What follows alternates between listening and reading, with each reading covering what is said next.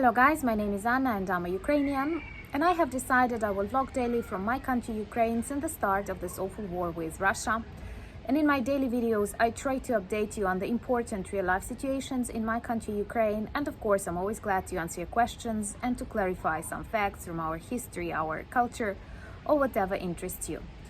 And I want to dedicate my today's vlog to the Day of Independence in the United States and to congratulate many of my subscribers with this really important date, because for us today the US is one of the strongest and most important allies, starting from the government and president and finishing most importantly with the citizens of the United States. This is a very popular Russian propaganda myth, like that we have a America-funded government, we have American bases and American laboratories everywhere. But I do believe there are lots of things that we can copy, or we can borrow, or we can repeat after the United States, because your country is an example of democracy. I do understand, and reading attentively comments that you leave, that there are lots of problems all over the world and every country has its troubles, and big countries, strong countries always have problems greater. And of course not everything is ideal in history, not everything is ideal in global politics, but in general, if you focus on the inner life of the United States, there are still many people who believe in the American dream, and you can achieve a lot of things and you can learn a lot of things from the United States. So definitely Ukrainian citizens are very grateful for Lend-Lease, are very grateful for understanding, and most importantly the voice that the United States have in the global world. And I thought that I will dedicate this vlog to some comparisons between the US and Russia and also Soviet Union, because for me Russia is just a continuation, a new version, updated version of the Soviet Union. And it goes without saying that this Cold War, and now it is hot war, but before the start of full-scale war in Ukraine it was a kind of Cold War, continued. So I do believe it is completely normal to continue analyzing modern day in Russia and its relations with the world in terms of communism, in terms of Soviet traditions, and in terms of hatred they always feel towards the rotten West. And of course America, the United States, is always an example of that.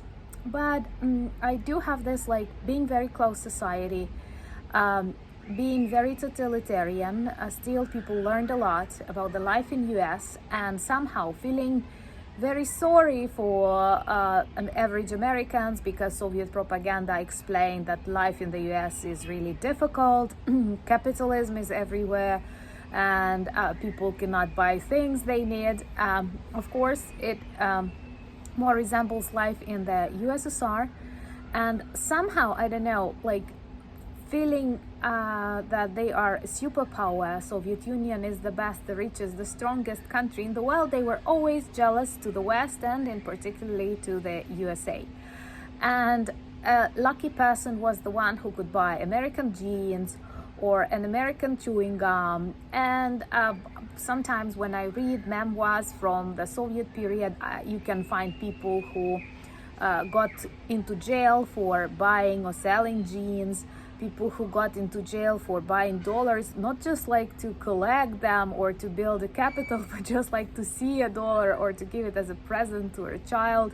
And there are lots of jokes about chewing gums, after you finish you can pass it to your best friend.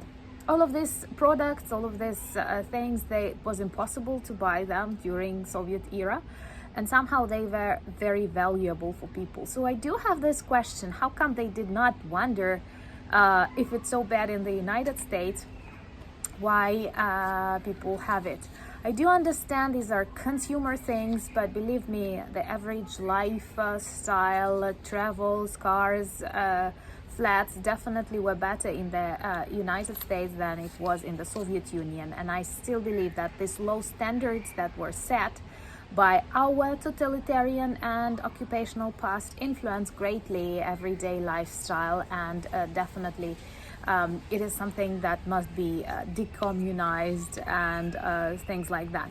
To make it more personal, maybe I will give you an example with McDonald's. I'm not a fan of McDonald's, and but when I was a kid, I always dreamt to visit one, and we didn't have in my city. Now we do. It is closed during the wartime, but hopefully it will be opened again. And it was really interesting to see this French fries packed in paper bags, hamburgers, Coca-Cola. And once my dad was in Moscow on a business trip, and he decided to bring he could not bring me food because it's a really long road, but he stood a very long queue to McDonald's, as it was super popular for years in Moscow. And when he came back, he brought this paper bags, paper glasses with McDonald's, and then he fried potatoes and put cola in, and we played in McDonald's, and I was so happy, and I ate double size of what he wanted me to eat because I had this game and I imagined myself in McDonald's. And well, it all sounds funny right now, but it very much illustrates the level of this great shades that Soviet and post-Soviet society had. And like having a chewing gum was kind of normal present. I'm not saying we were poor, but just like we didn't have lots of chewing gums, and perhaps there were a period when average Ukrainians after the fall of the Soviet Union did not live really well. So many things that you treat for granted, they were unusual for Ukrainians, and now we are really glad that we have them. We have access to that, and even the fact that McDonald's is closed, but they gave the grounds for food preparation for the territorial defense, and many other beautiful examples demonstrate that we are with the civilized world. We can buy Coca-Cola, we can go into Zara shops. Of course, we get killed in hundreds, in thousands daily, and this is really wrong. But I do believe we will win, we will get back to normal, and Russia will stay isolated for years, and somehow they manage to be this engine of their own isolation. For me, there's very vivid examples of US-Russian relations where, for example, the meetings of Kennedy and Khrushchev, and here in Ukraine we have lots of memes that compare Jackie Kennedy to Khrushchev's wife, and her style, which also resembles the typical style of a Soviet person. And I'm not saying you have to judge a person by appearance, but it is not okay if you enter a shop and there is only one kind of dress or two kinds of dresses that you can buy. And then those people, when they come in contact with foreigners and they see something beautiful, they can, I don't know, sell a soul. By the way, maybe I have to record a separate video, and that is quite, I cannot say scandalous, but not really good video, because many popular Ukrainian vloggers, they speak about dating services, Ukrainian women, and all of that. And I think that this popularity of international marriages in post-Soviet countries were actually the result of this thing that everything foreign, everything different seemed so like unusual and so beautiful, and always associated with success. So they did not manage to analyze what kind of person is that, what kind of character is that, but even seeing those beautiful things. And I'm not saying that these like women or people are bad. This is just like they did not have anything. They did not have normal cosmetics. They did not have normal jeans. They could not buy normal underwear. So when they see it, they get fascinated. And an illustration of Jackie Kennedy standing next to the wife of Khrushchev, who was pretty wise and knew many languages and was pretty active in political life and influenced her husband, but still a very good illustration of that. And I do believe that this Cold War continues, but it was long lost by USSR, and it will be lost by the Soviet Union, because they don't care at all about their own people, about the standards of life inside Russia.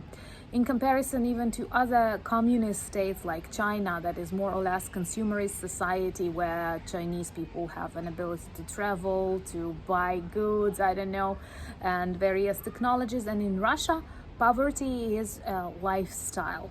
So very much, it is very much weird when you think about their traditions, when you think about their attitudes, that they treat America as a country that will fall under Russia's pressure, because some of them believe it is a war not between Ukraine and Russia, but between USA and Russia. And I don't believe so, because if it were a war between Russia and the USA, it would have ended pretty quickly. And of course, sometimes I do want NATO and American troops to interfere, because we have already become a battlefield and not many things we have left to lose. We need to win this war. There is no other way, no way for negotiations, no way for stopping ourselves. So I want to congratulate people of America that they have managed to build a country that is an example for many.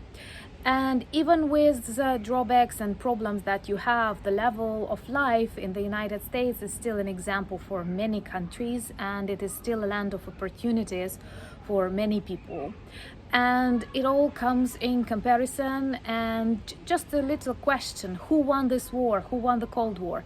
How many people want to come and live in the United States, and how many people want to come and live or study in Russia? And the answer is obvious.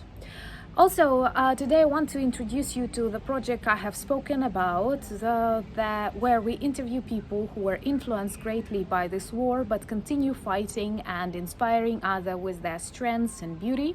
And I will link a video to this first interview below my video, so if you're interested, it has English subtitles. You can watch it, you can share it. We will be grateful for that, because this is like real life Ukrainian experience. And perhaps I will prepare a separate list of videos so you can return and watch them when you feel like that. Please, in comments, tell me more about your traditions to celebrate the Day of Independence. And once again, stay strong, and we have to win this war. Slava Ukraini!